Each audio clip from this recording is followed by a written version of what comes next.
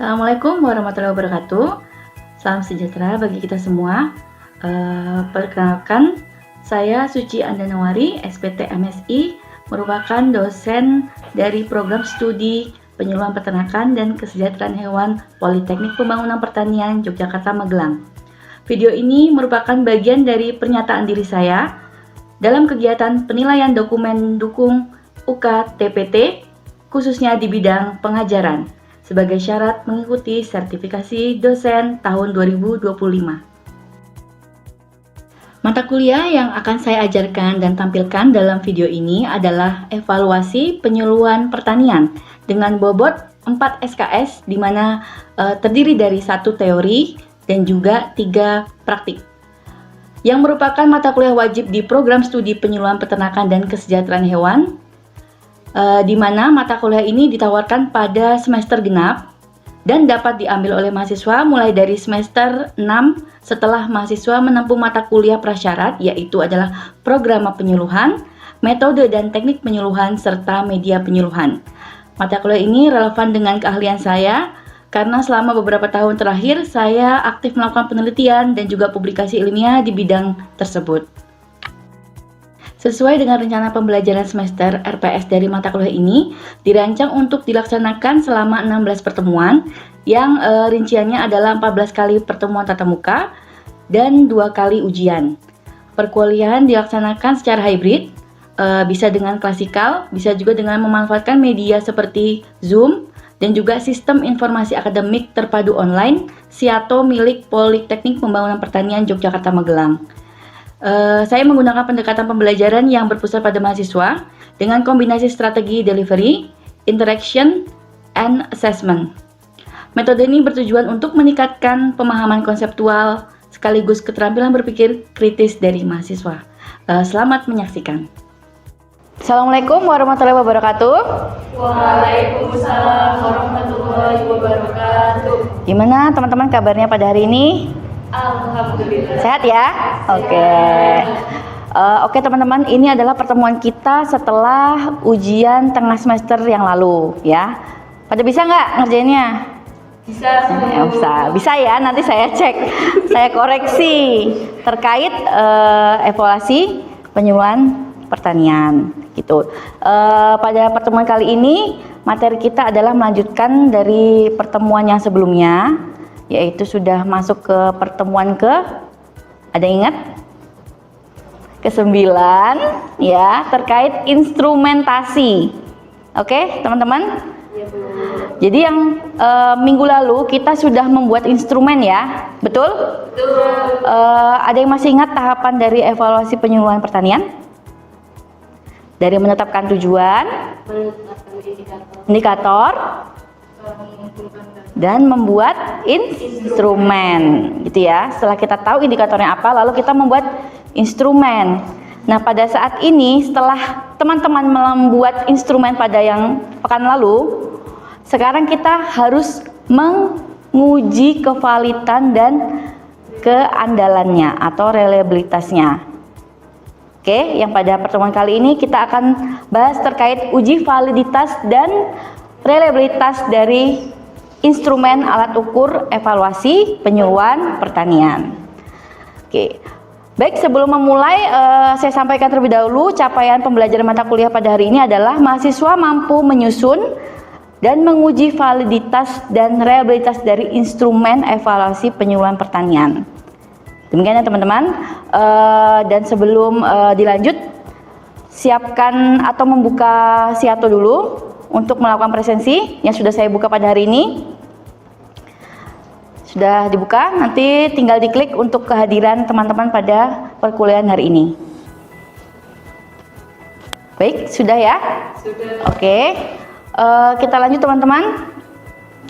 Seperti kita tahu sebelumnya, setelah kita melakukan atau membuat atau menyusun instrumen, betul ya, kita membuat instrumen, menyusun instrumen, kemudian kita perlu menguji ketepatan dan juga keandalan dari instrumen tersebut. Menurut teman-teman untuk apa? Supaya apa? Alat ukur kita, ya, alat ukur kita itu bisa digunakan untuk mengukur. Mengukur apa? Evaluasi penyuluhan, tergantung indikator dan tujuan yang kita tetapkan. Betul ya? Ini kabelnya agak itu ya, sebentar. Oke, kita masuk ke uji validitas ya. Karena teman-teman tahu instrumen yang nanti kita buat jadi kuesioner itu adalah alat ukur, gitu ya. Maka perlu kita uji dulu kecermatannya, kesahihannya, dan ketepatan si instrumen tersebut, gitu ya. Jadi menurut Sugiharto dan Sitinja 2006, jadi uji validitas ini adalah digunakan untuk menunjukkan sejauh mana alat ukur yang kita gunakan untuk mengukur calon responden kita, gitu ya.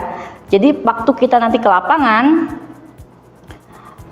kita mengukur itu sudah dengan kuesioner yang tepat. Maka kita perlu uji terlebih dahulu. Nah, ini perumpamaan atau analogi yang bisa kita pakai untuk membayangkan kenapa sih perlu uji validitas. Misalkan kita mau mengukur berat badan, maka kita butuh alat ukur yang valid atau yang tepat, gitu ya. Coba dari keempat opsi tersebut, mana yang paling tepat untuk mengukur berat badan? Yang mana? Timbangan badan ya. Yang termometer untuk mengukur suhu tubuh, betul ya. Timbangan badan untuk mengukur berat badan. Kemudian timbangan tepung juga mengukur berat ya, tapi gramasinya beda ya, sehingga tidak tepat untuk mengukur berat badan. Dan juga hygrometer untuk alat ukur yang lain. Jadi yang paling sahih atau tepat kita jadikan alat ukur, maka timbangan berat badan untuk mengukur berat badan anak. Kita nanti akan dibantu oleh aplikasi, yaitu adalah SPSS, yang mungkin sebelumnya teman-teman sudah pernah aplikasikan ya saat kita statistika terapan. Saat ini saya akan refresh kembali terkait rumus yang akan digunakan teman-teman untuk menguji validitas, yaitu adalah rumus korelasi person product moment. Jadi makanya rumusnya ini adalah, ini ya teman-teman, R kecil ya, jadi pakai korelasi dengan rumus demikian. Jadi ada N terus sigma X kali Y, sigma X sigma Y, kemudian dibagi dari akar dari N dikali sigma X kuadrat dikurang dari sigma X dikuadratkan dikali dengan N sigma Y kuadrat dikurang sigma Y kuadrat. Nah, keterangannya ada di sini. Gitu ya. Jadi untuk uji validitas kita menggunakan rumus korelasi person product moment. Nantinya kita bisa menggunakan SPSS. Ya, setelah kita dapat data kita pakai SPSS atau menggunakan Excel untuk mempermudah dalam perhitungan. Ya, jadi yang manualnya bisa. Kalau mau yang langsung pakai analisis produk momennya di SPSS juga boleh. Gitu. Sampai sini ada pertanyaan untuk uji validitas? Belum ya? Oke, kita lanjut terlebih dahulu. Nah, kalau udah ngeliat kayak gini kayaknya penuh ya angka-angkanya ya. Tapi sebenarnya ini adalah kita apa ya, umpamakan, simulasikan seperti teman-teman sudah ke lapangan mengambil data. Kemana datanya? Kita ujikan kemana teman-teman data ini? Di luar sampel dari penelitian yang mau kita evaluasi yang asli, gitu ya. Seperti apa yang kita pilih? Yang bisa jadi kita pilih sebagai sampel untuk uji validitas ini? Ya. Misalkan ya,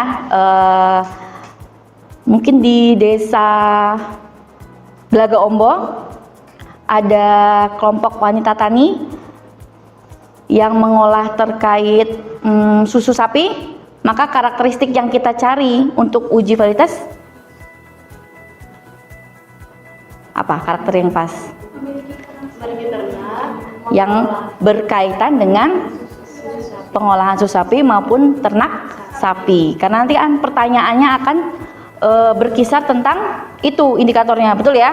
Pengetahuan, sikap, dan keterampilannya. Ini teman-teman salah satu tabulasinya ya. Nanti akan kita coba setelah kita menjelaskan yang reliabilitas. Nah, ini adalah cara atau rumus yang nanti kita gunakan dan akan kita praktikkan ya setelah kita menjelaskan yang reliabilitas setelah ini. Oke. Baik, kita lanjut terlebih dahulu. Setelah uji validitas, instrumen yang tadi kita pakai juga perlu diuji reliabilitas, gitu ya. Jadi reliabilitas itu apa? Keandalannya ya. Andalnya atau tidak andalnya si instrumen tersebut. Tuh, jadi kita pengen tahu kira-kira kalau diukur ini andal nggak sih untuk bisa menghasilkan indikator misalnya pengetahuannya sekian, terus sikapnya sekian, dan juga keterampilannya sekian dari peternak atau responden yang kita mau evaluasi. Menurut Ghazali, reliabilitas adalah alat untuk mengukur suatu kuesioner yang merupakan indikator dari peubah atau konstruk. Peubah itu maksudnya variabel ya. Variabel kuesioner dikatakan reliable atau andal bila jawaban seseorang terhadap pernyataan itu konsisten atau stabil dari waktu ke waktu. Jadi reliabilitas ini merujuk pada derajat stabilitas, konsistensi, dan juga daya prediksi dari akurasi si kuesioner tersebut. Gitu ya. Teman-teman sudah pernah mencoba ya kemarin membuat instrumen. Nanti akan kita coba ujikan apakah yang teman-teman buat itu sudah valid dan juga apakah sudah reliable. Seperti yang validitas tadi, ini adalah perumpamaan untuk yang uji reliabilitas. Kenapa kok perlu diuji reliabilitas, teman-teman? Jadi kita lihat sebuah analogi. Apabila kita mau mengukur lingkar pinggang menggunakan alat ukur yang mana yang andal, gitu ya. Semuanya ini adalah alat ukur panjang, betul ya? Alat ukur panjang semua karena sentimeter. Tapi manakah yang paling andal kita jadikan alat ukur untuk lingkar pinggang? Pita meteran kain bahan, gitu ya. Teman-teman sudah bisa melihat kan, oh ternyata ini loh yang tepat dan yang andal dibanding alat ukur yang lain. Meskipun mereka juga alat ukur sentimeter atau panjang, gitu ya. Bukan mengukur berat tapi mengukur panjang. Tapi ternyata tidak serta-merta si kuesioner tersebut itu bisa andal dijadikan alat ukur. Misalkan pita meteran, betul ya, karena dia menyesuaikan dengan bentuk tubuh, karena lingkar pinggang kan harus menyesuaikan lingkaran pinggang kita ya dengan bentuk tubuh. Kemudian kalau meteran bangunan juga ada sentiannya ya, tapi tidak bisa ya, karena dia pasti ada sisi-sisi yang tidak bisa sesuai dengan lingkar pinggang. Kemudian tali rafia bisa? Bisa ya, tapi harus 2 kali kerja karena teman-teman harus mengukur dulu lalu dipanjangkan lagi dengan alat ukur yang lain. Dan selanjutnya adalah penggaris, juga bisa mengukur panjang tapi tidak tepat kalau untuk mengukur lingkar pinggang. Oke, sampai sini ada pertanyaan teman-teman? Ya. Apakah ada kemungkinan kemungkinan kuesioner itu valid tapi nggak reliable? Oke, baik, untuk kasus ya mungkin yang bisa terjadi di lapangan, bisa saja terjadi kan, karena kan instrumen itu kan kita perlu ujikan karena untuk menjawab itu, ya kan? Dia nggak reliable Bu, jadi itu harus diganti gitu ya Bu. Oke, biasanya kita cek dulu kan hasil dari validitas terlebih dahulu kan urutannya. Setelah kita tahu si kuesioner tadi ada yang tidak valid, maka direkomendasikan soal tersebut tidak dipakai karena tidak bisa mengukur kan. Orang dia kita ketahui bahwa dia tidak tepat dijadikan alat ukur, maka tidak perlu kita gunakan. Kemudian lalu kita ujikan reliabilitasnya, apakah dia reliable atau tidak. Apabila tidak, maka tentu kita harus mencari komposisi instrumen dan kuesioner tadi yang andal sampai menemukan kuesioner yang reliable. Karena itu kan syaratnya kita menggunakan si instrumen tadi gitu. Ya, pertanyaan bagus Mbak Rosi ya. Ada lagi yang bertanya? Ya, Mbak Kezia. Untuk jumlah responden untuk uji validitas dan reliabilitas itu idealnya berapa? Jadi teman-teman bisa mengambil sampel minimal dalam penelitian sosial biasanya adalah 30 responden ya. Tapi namun ada beberapa referensi yang menyatakan dan juga diteliti ada yang menggunakan 10, 15 dan juga 30. Yang membedakan adalah tingkat kevalitannya. Jadi apabila semakin mendekati populasi, maka validnya lebih tinggi dibanding yang sampel yang kita gunakan lebih kecil. Jadi boleh atau tidaknya kan kita yang menentukan ya sebagai peneliti atau yang mengevaluasi penyuluhan tadi. Tapi alangkah lebih baiknya kalau kita bisa mendapatkan kuesioner atau instrumen yang valid dan juga reliable. Oke. Lanjut ya. Sudah. Nah, ini untuk yang uji reliabilitas.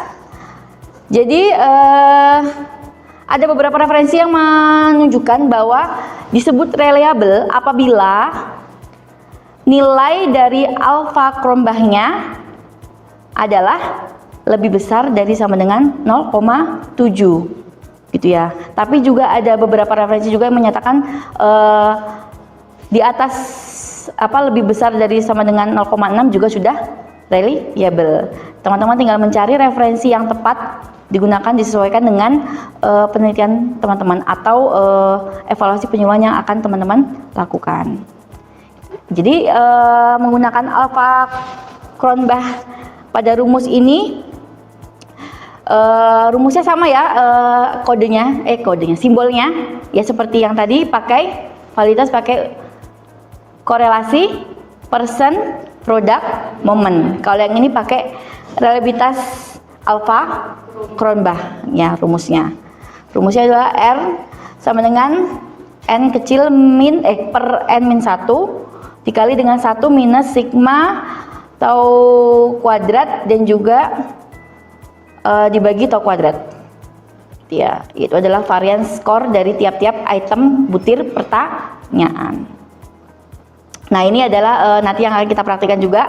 Jadi setelah diuji validitas, lalu kita menguji reliabilitas.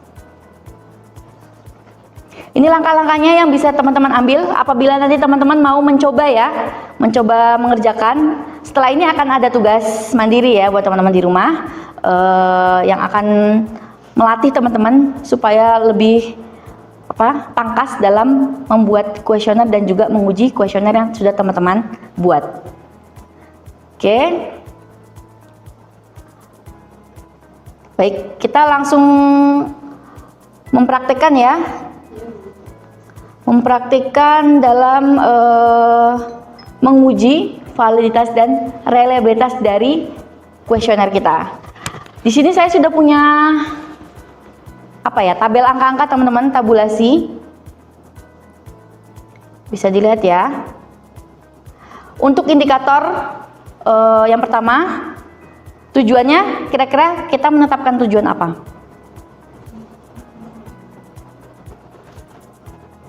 Ayo, oke ya?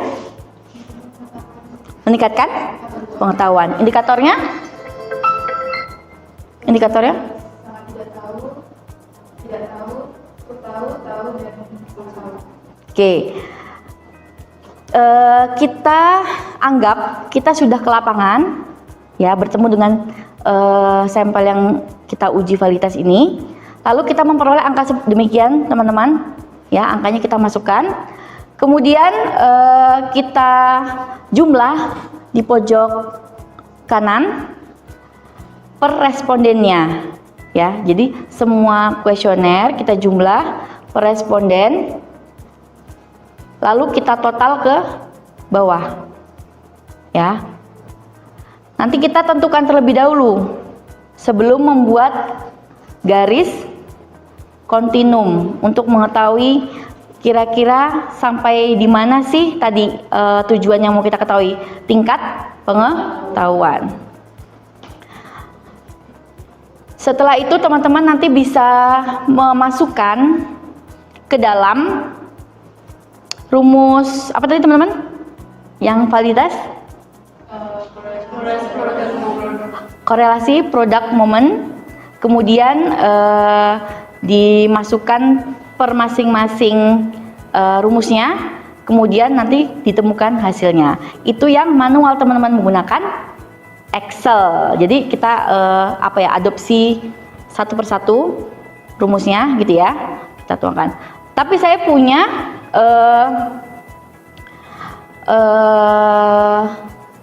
tahapan yang lebih ringkas, yaitu menggunakan aplikasi SPSS. Jadi ini adalah alat bantu kita untuk menganalisis korelasi produk momen yang tadi, gitu ya teman-teman. Nanti kita akan buka.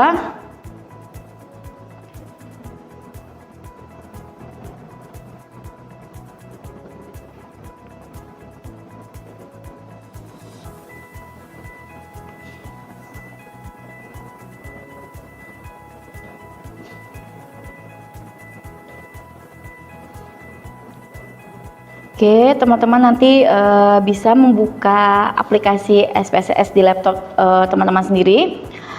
Kemudian pindahkan angka yang tadi akan kita analisis atau kita uji. Ya.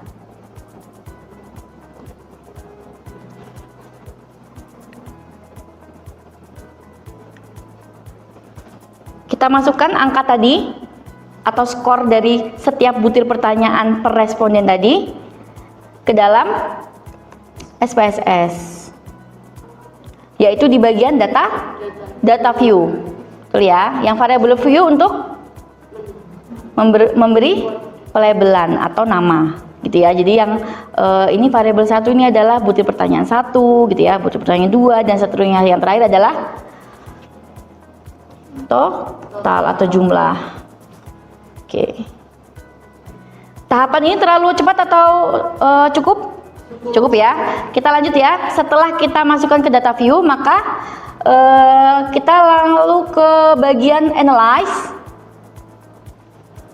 Ayo, apa lagi? Correlate. Masukkan semua variabel yang di kotak kiri ke kotak kanan. Kita pilih percent product moment gitu ya. Kita klik percent product moment. Lalu kita klik OK. Sangat ringkas ya teman-teman. Jadi kita dibantu oleh aplikasi SPSS. Yang kalau manual itu mungkin kita harus perlu satu persatu. Dan itu juga mudah, tapi tidak efisien waktu gitu ya. Nanti teman-teman bisa menginterpretasi dari hasil ini dengan melihat kolom yang paling kanan atau baris yang paling bawah. Ya, kolom yang paling kanan atau baris yang paling bawah. Teman-teman lihat apabila ada tanda bintang gitu ya, biasanya itu menunjukkan bahwa butir pertanyaan itu adalah valid karena signifikan atau probability-nya alfanya pada kurang dari 0,05 gitu ya. Kalau dari sini teman-teman bisa lihat yang mana yang valid.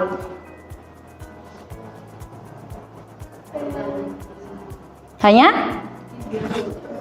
pertanyaan 3, butir pertanyaan 3 gitu ya. Sampai sini ada pertanyaan teman-teman untuk uji validitas? Cukup? Kita lanjut untuk yang uji reliabilitas. Analyze, scale, reliability analysis, Lalu kita pindah semua variabel kecuali total, items, kita pilih alpha. Alpha itu maksudnya untuk metode alpha Cronbach. Lalu kita oke. Ya. Kita lihat reliabilitasnya alpha Cronbachnya 0,127. Berarti dia di bawah 0,7. Berarti kuesioner yang sebelumnya kita susun ini tidak reliable, gitu ya. Jadi ini saya contohkan yang tidak valid dan juga tidak reliable, supaya teman-teman punya gambaran. Oh, ternyata memang membuat kuesioner itu bisa jadi tidak valid dan juga tidak reliable.